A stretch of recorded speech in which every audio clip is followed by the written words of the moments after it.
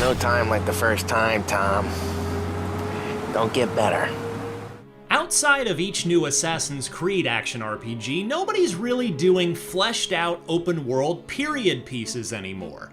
That's one of the many reasons why Mafia Definitive Edition, the from the ground up remake of 2002's original Mafia game, feels as fresh as ever in 2020.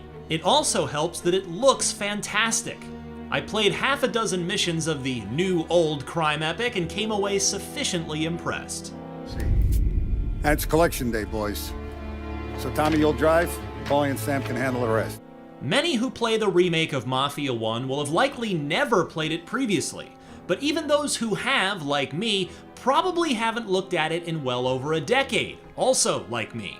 Thus, most people are going to come at Tommy Angelo's 1930s mob adventure with fresh eyes. And thankfully, this definitive edition looks right back at you with fresh eyes of its own.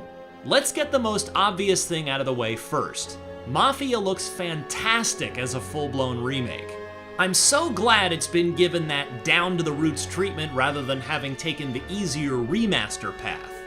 From the super detailed character faces to the gorgeous rain effects to the overall look of Lost Heaven, the Prohibition-era Chicago-ish metropolis the game takes place in, Mafia looks stellar most of the time, which the Disney California adventure soaring around the world style intro fly-through of the city does a great job of showcasing.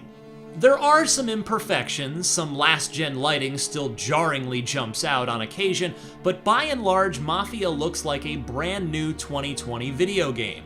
It also plays rather like one as well. The developers at Hangar 13, which includes some members of the original Illusion Softworks team that first built Mafia, have worked in some of Mafia 3's modern gameplay mechanics, most notably its third-person combat. The result is a game that doesn't feel particularly stiff, with the minor exception of melee combat, which doesn't have a lot of weight to it. Driving will also take some getting used to if you've never played Mafia 1. This game is set in the 30s after all, and cars weren't exactly doing 0 to 60 in 3 seconds back then, and they drove more like boats than F1 race cars. I think the driving model grounds the game in its time period rather effectively. In fact, you can even get in trouble with the police for speeding, although I should point out that you can turn that off in the Definitive Edition if you like. And the organic GPS directions inserted into the game world as road signs is a brilliant touch. That said, one of Mafia's most infamous missions, and not in a good way, remains on the annoying side here in the remake. You'll need to steal a race car, sabotage it, and then win the race yourself, lest your mob boss Don Salieri lose a lot of money. The AI in the race follows an almost perfect driving line, and you have to run a nearly flawless trio of laps in order to clear the mission, lest you start the entire race over again, complete with a cutscene that you can't skip. Still, the story is arguably the biggest reason why Mafia is remembered fondly, and a fresh run through the first half dozen chapters of the game left me with little doubt that it will hold up in 2020.